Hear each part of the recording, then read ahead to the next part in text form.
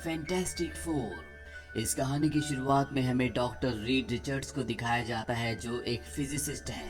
दरअसल वो अपने काम में जीनियस है पर थोड़े से डरपोक है और साथ ही अब वो बैंकक्रप्ट यानी कि पूरी तरह से कंगाल हो चुके हैं। वो अपने एक साथी से मिलते हैं जिसका नाम बेन है। बेन एक एस्ट्रोनॉट है, वो भी अब फाइनेंशियली बहुत ज्यादा वीक हो चुका है। इसीलिए बेन और रीड बेन के क्लासमेट के पास जाते हैं जो कभी बेन के साथ एमआईटी में पढ़ा करता था। इसका नाम होता है डॉक्टर विक्टर। अब ये एक बहुत बड़ी कंपनी का सीईओ है, यानी कि ये बहुत अमीर आदमी है। और बेन उसे अपनी एक थियरी के बारे में बताता है। वो कहता है कि आज से लाखों साल पहले धरती के पास से बहुत सारे कॉस्मिक क्लाउड्स गुजरे थे जिससे धरती पर जीवन शुरू हुआ। और अगले 6 हफ्तों में एक बार फिर से उन्हीं क्लाउड्स में से एक क्लाउड धरती के पास से गुजरने वाला है।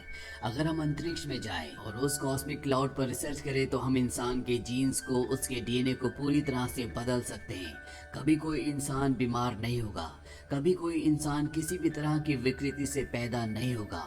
हम इंसानों को पूरी तरह से बदल सकते हैं। विक्टर को इनकी थियरी बहुत ज्यादा एक्साइटिंग लगती है, इसीलिए वो कहता है कि मैं स्पेस में जाने में तुम्हारी मदद करूंगा, लेकिन इस पूरे प्रोजेक्ट पर मेरा कंट्रोल होगा। साथ ही इस पूरे प्रोजेक्ट से जितना भी प्रॉफिट मिलेगा उसका 75% मैं रखूंगा और 25% मैं तुम दोनों को दूंगा। हालांकि पहले दोनों सोचते हैं लेकिन बाद में ये डील डन कर देते हैं क्योंकि इनके पास कोई भी ऑप्शन नहीं होता। विक्टर इन्हें कहता है कि तुम्हारे साथ सूजन भी जाएगी जो कि एक जेनेटिक रिसर्चर है। अब ये तीनों के तीनों इकट्ठा होते हैं, लेकिन अब इन्हें स्पेसशिप चलाने के लिए एक पायलट की जरूरत है। सूजन कहती है कि इसमें मेरा भाई तुम्हारी मदद कर सकता है जो कभी नासा में काम किया करता था। और अब ये चारों के चारों टीम बनाते हैं, काम करना शुरू करते हैं और तैयारी करते करते ने लगभग 6 हफ्ते बीत जाते हैं और अब मात्र 9 घंटे हैं जब वो कॉस्मिक क्लाउड धरती के पास से गुजरेगा। ये सब के सब एक खास सूट पहन लेते हैं और अंतरिक्ष में जाने के लिए तैयार हो जाते हैं। विक्टर इन्हें 4 खास फ्लावर देता है और कहता है ये उस जगह रख देना जहाँ से वो क्लाउड गुजरेगा ताकि ये उसकी एनर्जी को एब्जॉर्ब कर लें। अब ये सब के सब अंतरिक्ष में पहुंच जाते हैं, जहां पहुंचने के बाद इन्हें पता चलता है कि इनकी कॉस्मिक क्लाउड के बारे में जो कैलकुलेशन थी वो पूरी तरह से सही नहीं थी। वो 9 घंटों में नहीं बल्कि अगले कुछ ही पलों में इन तक पहुंचने वाला है। इन्हें कुछ समझ में नहीं आता और सबसे बड़ी प्रॉब्लम ये होती है कि एस्ट्रोनॉट बेन स्पेसशिप से बाहर सैंपल को प्लेस करने के लिए गया होता है। हालांकि तीनों के तीनों स्पेसशिप के उस भाग में होते हैं जो पूरी तरह से कॉस्मिक क्लाउड से सुरक्षित होता है, लेकिन ये बेन को बचाने के लिए उस जगह से निकल जाते हैं और अगले पल बेन कॉस्मिक क्लाउड की चपेट में आ जाता है। हालांकि ये तीनों के तीनों स्पेसशिप के अंदर होते हैं, लेकिन इन पर भी उस कॉस्मिक क्लाउड का बहुत गहरा असर पड़ता है। अगले दिन जब इन चारों की आंख खुलती है तो ये अर्थ पर हॉस्पिटल में होते हैं और जल्दी ये रिकवर कर लेते हैं। अब सूजन और रीड को दिखाया जाता है जो एक रेस्टोरेंट में बैठे होते हैं और बातों ही बातों में अचानक से सूजन गायब हो जाती है। दरअसल ये कॉस्मिक क्लाउड का असर होता है जिसकी वजह से सूजन के अंदर एक पावर आ चुकी है। न सिर्फ वो गायब हो सकती है बल्कि वो जब गुस्सा होगी तो वो एक एनर्जी फील्ड को क्रिएट कर सकती है। अब जब वो गायब होती है तो उसके हाथ से बॉटल छूट जाती है और ठीक उसी वक्त रीड उस बॉटल को पकड़ लेता है। वो देखता है कि उसका हाथ रबड़ की तरह लंबा हो गया, यानी कि उसके अंदर एक सुपर पावर आई है जिससे उसकी बॉडी बहुत ज्यादा फ्लेक्सिबल हो गई है। वो अपनी जगह खड़े खड़े दूर की चीजों को पकड़ सकता है।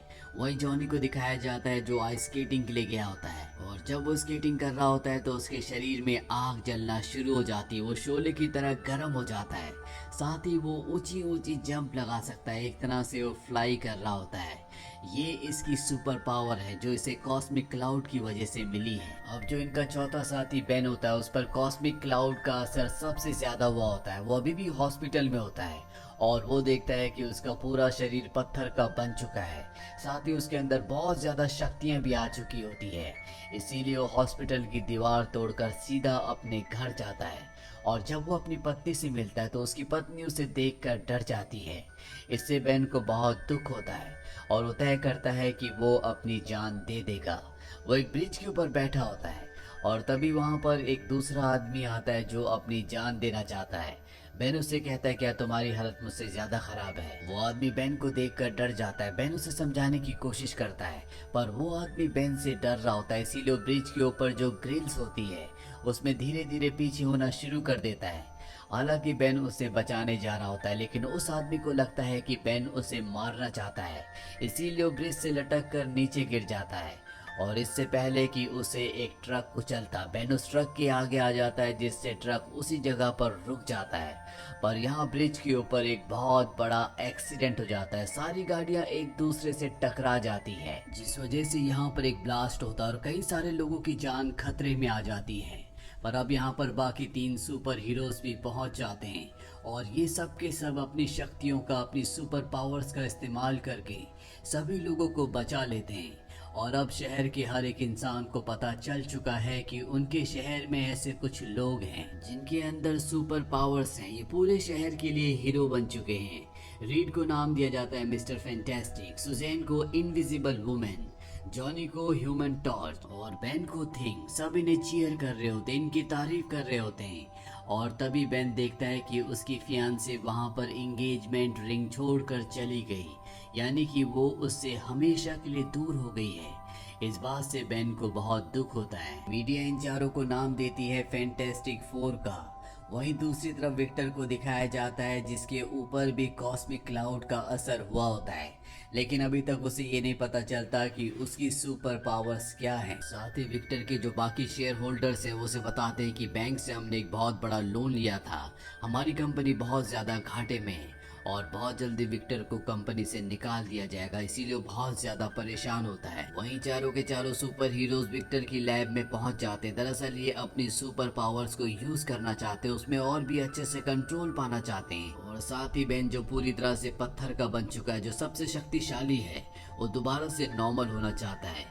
ये सारे के सारे अपनी पावर्स को टेस्ट करते हैं, यूज करते हैं और समझने की कोशिश करते हैं कि इन्हें कंट्रोल में कैसे रखा जा सकता है। साथ ही रीड यहाँ पर एक मशीन का डिजाइन बनाता और सबको बताता है कि अगर इस मशीन को बना लिया जाए तो हम सबको रिवर्स किया जा सकता है, यानी कि इनके अंदर जो भी सुपर पावर्स हैं, जिस भी तरह के रेडिएशन इनके अंदर है, उन सबको पूरी तरह से ठीक किया जा सकता है और इससे थिंग दोबारा से ठीक यानी कि नॉर्मल इंसान बन जाएगा। और जॉनी यानी कि ह्यूमन टॉर्च ऐसा नहीं चाहता। वहीं विक्टर को दिखाया जाता है जिसका हाथ अब बदलना शुरू हो जाता है। वो अपने एक वैज्ञानिक के पास जाता है जो विक्टर को बताता है कि तुम्हारी बॉडी एक धातु में परिवर्तित हो रही है, जल्दी तुम्हारी बॉडी इस धातु से पूरी तरह से कवर हो जाएगी और ये धातु किसी टाइटेनियम और हीरे से भी ज्यादा स्ट्रांग है। विक्टर कहता है यानी कि मेरी पूरी बॉडी के चारों तरफ एक सुरक्षा कवच बन रहा है। साइंटिस्ट कहता है कि हाँ, लेकिन मुझे इसकी इंफॉर्मेशन हाई कमांड को देनी होगी क्योंकि ये रोग संक्रमित भी हो सकता है। लेकिन विक्टर ऐसा नहीं चाहता, इसीलिए वो उस वैज्ञानिक को मार देता है। और अब विक्टर को पता है कि उसके पास क्या पावर है। साथ ही विक्टर को ये भी पता चलता है कि वो इलेक्ट्रिसिटी को एब्जॉर्ब कर सकता है। और अब वो कार पार्किंग में जाता है जहाँ पर वो आदमी जो विक्टर की कंपनी को हथियाना चाहता है, जो बोर्ड ऑफ मेंबर भी है, विक्टर उसे इलेक्ट्रिसिटी की पावर से मार देता है। वहीं जॉनी यानी कि ह्यूमन टॉर्च को दिखाया जाता है जो एक मोटरसाइकिल स्टंट कंपटीशन के लिए गया होता है, हालांकि उसे मना भी किया था। और यहाँ पर वो इतना बेहतरीन परफॉर्म करता है कि उसका एक वर्ल्ड रिकॉर्ड बन जाता है, जिसके बाद सारे रिपोर्टर्स उसका इंटरव्यू लेते हैं। और जब उससे बाकी सुपर हीरोज के बारे में पूछा जाता है तो वो थिंग का मजाक उड़ाता है। थिंग ये टीवी में देख रहा होता है, इस बात से उसे गुस्सा आता है और वो उस जगह पहुंच जाता है जहां पर इनके बीच में एक बार फाइट होना शुरू हो जाती है। दरअसल थिंग अपनी इस हालत से बहुत ज्यादा परेशान होता है और जब वो एक रेस्टोरेंट में बैठा होता है तो विक्टर उसके पास आता है और उसे भड़काने की कोशिश करता है कि रीड चाहता है नहीं कि तुम ठीक हो, क्योंकि ये सब चाहते हैं कि इनके पास जो इनकी सुपर पावर्स है वो हमेशा ज्यों की त्यों रहे। दरअसल विक्टर को लगता है कि जो इनका पूरा प्रोजेक्ट फेल हुआ था, जिस वजह से उसकी कंपनी पूरी तरह से डूब गई, उसके पीछे रीड है। रीड की वजह से मिशन फेल हुआ था और अब वो इन सब से बदला लेना चाहता है। वो थिंग से कहता है कि मिस्टर फैंटास्टिक यानी कि रीड इनविजिबल वुमेन को एक बार फिर से डेट कर रहा है। दरअसल इनविजिबल वुमेन और मिस्टर फैंटास्टिक कभी गर्लफ्रेंड बॉयफ्रेंड थे, लेकिन बाद में ये दोनों अलग हो गए और ये सच होता है कि एक बार फिर से डेट करना शुरू कर चुके हैं। थिंग को इस बात पर गुस्सा आता है और वो मिस्टर फैंटास्टिक के पास जाता है और उसे ब्लेम करना शुरू कर देता है कि तुम चाहते नहीं कि हम ठीक हो। मिस्टर फैंटास्टिक उसे कहता है कि तुम्हें सब्र रखना चाहिए, जल्दी सब कुछ ठीक हो जाएगा। मैं नहीं चाहता कि जल्दबाजी में किसी को कोई भी नुकसान हो, लेकिन थिंग को उसकी बात समझ नहीं आती और इन दोनों के बीच में फाइट होना शुरू हो जाती है, जिसके बाद थिंग मिस्टर फैंटास्टिक से कहता है कि अब मैं तुम्हारी टीम में नहीं हूँ, अच्छा है कि तुम अपना ख्याल खुद रख सकते हो। और ये कहकर वो यहाँ से चला जाता है। मिस्टर फैंटास्टिक को भी इस बात से बहुत बुरा लगता है, क्योंकि कभी ये दोनों बहुत अच्छे दोस्त हुआ करते थे। इसीलिए वो खुद उस मशीन के अंदर चला जाता है जो उसने कॉस्मिक पावर को रिवर्स करने के लिए बनाई थी। और जब मिस्टर फैंटास्टिक अंदर जाता है तो वहाँ पर इनविजिबल वुमेन भी होती है, जो ये देखकर बहुत घबरा जाती है। पर कुछ ही देर बाद मिस्टर फैंटास्टिक बाहर आ जाता है और अब उसका मुंह टेढ़ा होना शुरू हो जाता है। वो इनविजिबल वुमेन को बताता है कि पावर की सप्लाई पूरी नहीं थी, इसीलिए मेरी पावर्स रिवर्स नहीं हो पाई। विक्टर सीसीटीवी कैमरे में सब कुछ देख लेता है और अब वो थिंग को उस जगह बुलाता है जहाँ पर वो मशीन होती है। वो थिंग को मशीन के अंदर जाने के लिए कहता है और कहता है कि मैं तुम्हें पूरी तरह से ठीक कर दूंगा। थिंग मशीन के अंदर चला जाता है। मशीन की पावर कम होने लगती है, लेकिन विक्टर के पास खुद इलेक्ट्रिसिटी की पावर है, जिससे वो मशीन की पावर को बढ़ाता है और जो कॉस्मिक पावर उसकी बॉडी से निकलती है उसे वो खुद एब्जॉर्ब कर लेता है, जिससे उसकी शक्तियाँ पहले से भी ज़्यादा बढ़ जाती है। कुछ ही देर बाद मशीन का दरवाज़ा खुलता है और अंदर से थिंग बाहर आता है। वो पूरी तरह से ठीक हो चुका है, लेकिन अब उसे अपने दोस्त विक्टर के इरादों का पता चलता है। वो पूरी दुनिया पर अपना कब्जा करना चाहता है, वो सबसे शक्तिशाली बनना चाहता है, इसीलिए उसने थिंग के साथ ऐसा किया था। वो थिंग के ऊपर प्रहार करता है और यहाँ से निकल जाता है। और इसके बाद वो एक मिसाइल से जॉनी यानी कि ह्यूमन टॉर्च पर हमला करता है। ह्यूमन अपनी बॉडी की पावर को बहुत ज़्यादा बढ़ा लेता है, जिससे वो जलने लगता है और उड़ते हुए वो समंदर के पानी में चला जाता है, जिससे वो मिसाइल के हमले से बच जाता है। लेकिन यहाँ पर विक्टर को लगता है कि उसने उसे मार दिया और इसके बाद वो मिस्टर फैंटास्टिक के पूरे शरीर को जमा देता है, ताकि वो रबड़ की तरह अपनी बॉडी को एक्सपेंड ना कर सके, अपनी पावर्स को यूज ना कर पाए। पर तभी उसके पास इनविजिबल वुमेन गायब होकर आती है। विक्टर भी यहाँ पर आ जाता है और अब हमें विक्टर के शरीर को दिखाया जाता है, जो पूरी तरह से धातु का बन चुका है।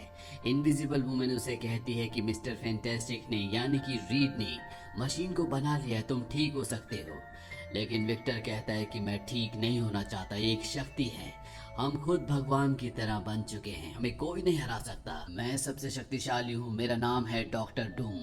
इनविजिबल वुमेन उसके ऊपर हमला कर देती है, लेकिन वो एक ही प्रहार में उसे उठाकर दूर फेंक देता है और इससे पहले कि डॉक्टर डूम यानी कि विक्टर उसे मारता, दीवार तोड़कर थिंग यहाँ पर आ जाता है, जो एक बार फिर से पहले की तरह बन चुका है। दरअसल जब उसे विक्टर के इरादों का पता चला तो खुद मशीन के अंदर गया और एक बार फिर से पहले जैसा बन गया और अब वो एक ही प्रहार में विक्टर को यहाँ से दूर फेंक देता है और मिस्टर फैंटास्टिक को आजाद कर देता है।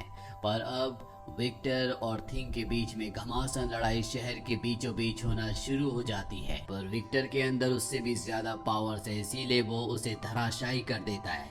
और जब वो उसे एक पाइप से मारने वाला होता है कि सूजन यानी कि इनविजिबल वुमेन उसे अपनी पावर से रोक लेती है और अब वो उसकी तरफ बढ़ता है, लेकिन इससे पहले कि वो उस तक पहुंचता, यहाँ पर जॉनी यानी कि ह्यूमन टॉर्च पहुंच जाता है और एक बार फिर से चारों सुपर हीरोज इकट्ठे हो चुके हैं, जिन्हें कहा जाता है फैंटास्टिक फोर। विक्टर जब इन चारों को एक साथ देखता है तो शहर की बिजली को एब्जॉर्ब करना शुरू कर देता है और इसके बाद इन चारों पर हमला करता है। उसकी शक्ति के सामने टिक नहीं पा रहे होते और तभी मिस्टर फैंटास्टिक उसके ऊपर कपड़ा डाल देता है और ह्यूमन टॉर्च से कहता है कि अपनी हीट को बढ़ाओ। वो उसके चारों तरफ घूमकर 4000 डिग्री सेल्सियस का तापमान क्रिएट कर देता है और इनविजिबल वुमेन जो कि फोर्स फील्ड को क्रिएट कर सकती है, उसके चारों तरफ फोर्स फील्ड को क्रिएट करके उस हीट को वहीं पर स्टोर कर देती है, जिससे वो जलना शुरू हो जाता है।